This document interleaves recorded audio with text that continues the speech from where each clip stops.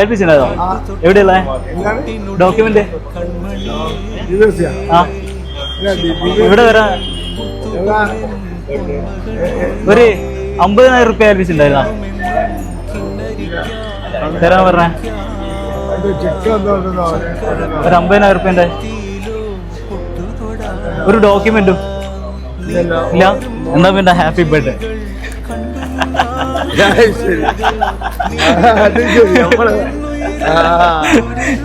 എന്റെ ബർത്ത്ഡേ എന്ന് പറഞ്ഞു.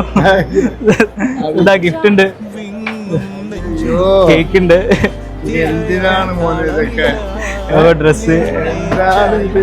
എന്താ മക്കളോട് എന്താ പറയാനുള്ളത്?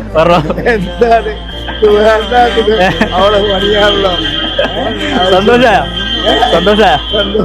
മക്കളോട്? എല്ലാവർക്കും